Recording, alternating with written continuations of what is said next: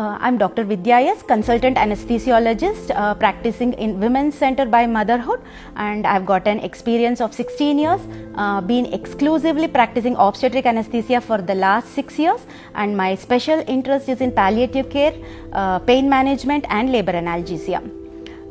Now I would like to highlight on fasting guidelines. So any patient who is coming for surgery is normally asked to fast for some time, for a specific period of time, and many of them wonder why do we ask for fasting.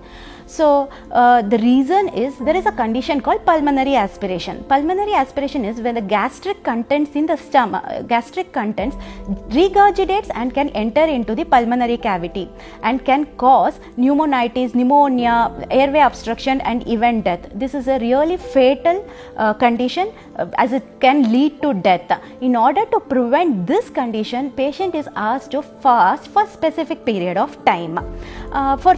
To fast also for solids and liquids, it's different because the gastric emptying time for solid and liquids vary. When a patient takes a heavy meal, the gastric emptying time for that is 10 hours.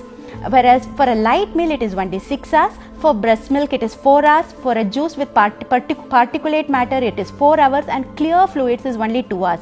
So clear fluids is the water, the tender coconut and juice with no particulate matter. Whenever a patient is posted for a surgery, we always advise them not to take any heavy meal because it is going to take longer than 10 hours.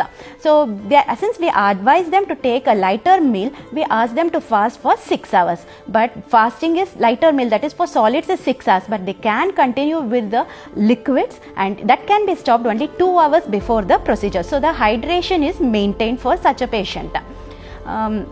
But there are patients who are high risk for pulmonary aspiration, like for example pregnancy. Pregnancy, you have the physiological changes where the lower esophageal sphincter is lax, the delayed gastric emptying time. In such cases the aspiration is high, they're high risk for this pulmonary aspiration.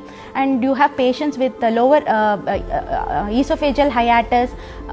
Such patients also the pulmonary aspiration risk is high. In such cases we give aspiration prophylaxis. So aspiration prophylaxis is given with H2 blocker, proton pump inhibitor with or without prokinetic drug. So when this is followed, we actually prevent a lethal complication like pulmonary aspiration. So it's very important to follow the instructions given by your anesthesiologist.